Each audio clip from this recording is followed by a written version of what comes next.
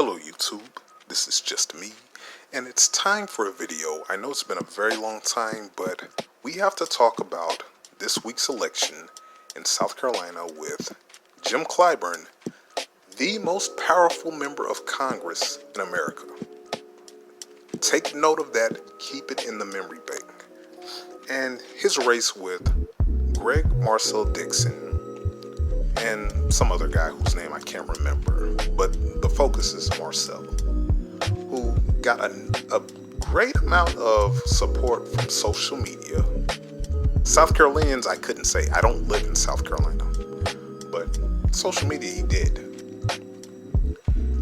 And I guess the lessons for me to glean from it. His campaign, personally, just me, was very complicated and hard to support. I understood it on certain fronts.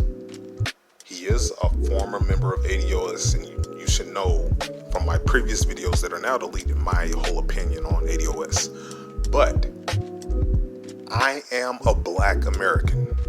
I understand the need for us to receive reparations. I genuinely want to support those that are advocating for it, and yet in cases like this they do so much to ruin it and make it almost impossible to endorse. I mean, the guy is running for Congress in South Carolina, but he's arguing with Black immigrants in the DMV area and posting screenshots. He's running for South Carolina, but instead of talking to South Carolinians, at least it seemed, I can't say what he was doing in between, but it seemed like a lot of the energy was put into doing social media interviews with people that aren't in South Carolina. And honestly, just confronting the reality, acknowledging the reality that they are facing that I don't even understand, because again, I'm not in South Carolina. I didn't see that at all.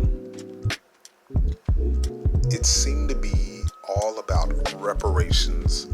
The race was for him, reparations, and not the people.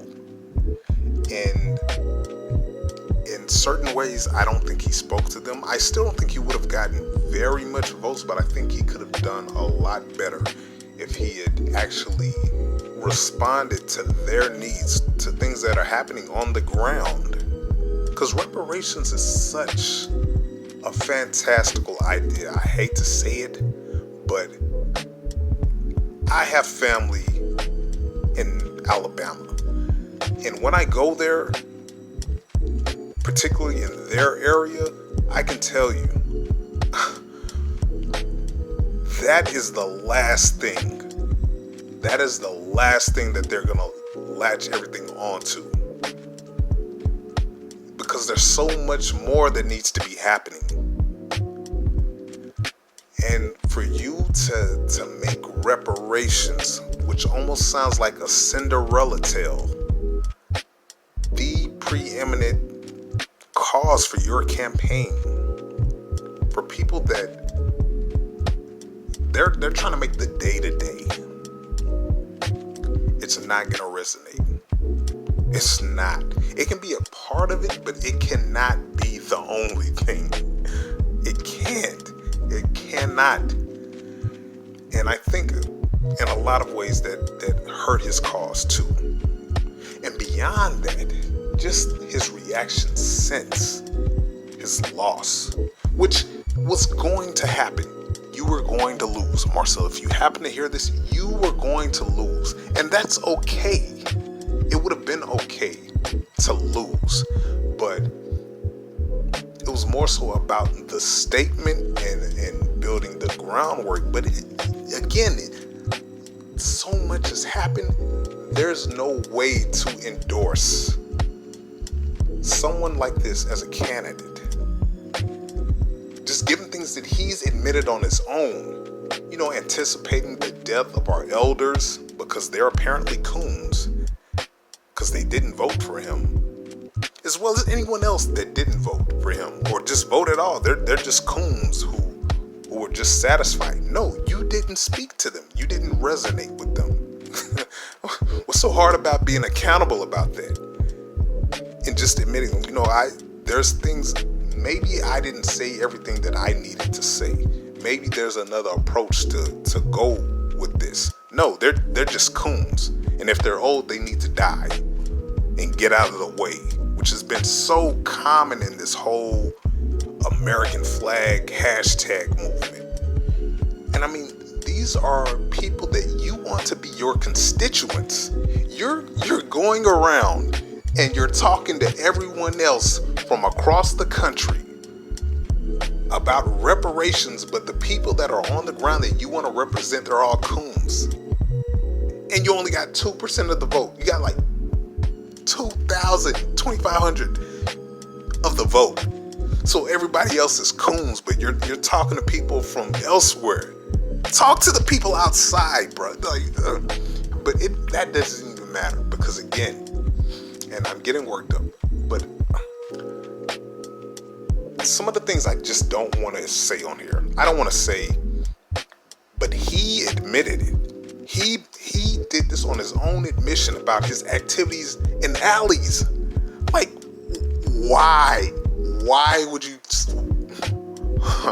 I don't know. Maybe people have dirt on him, but he's openly talking about things he's done in alleys, and you can look that up on your own. But, bruh, my God, at that point, no, absolutely not. You are out of your mind.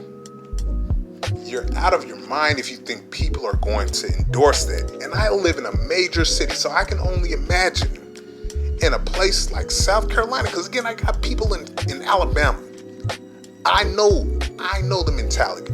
For you to be openly talking about some of the things that you've done and expect people to vote for you, and if they don't, they're coons. No.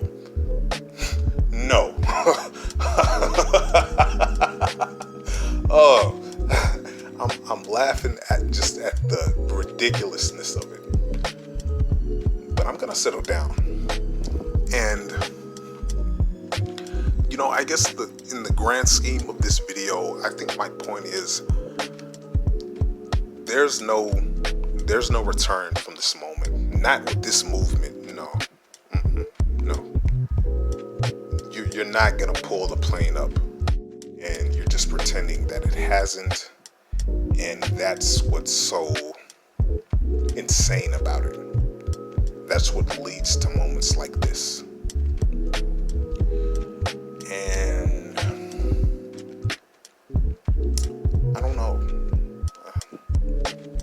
I really don't know, because Pan-Africanists are really the enemy, and we're not supposed to have any kind of input at all. So I would love to hear what you think.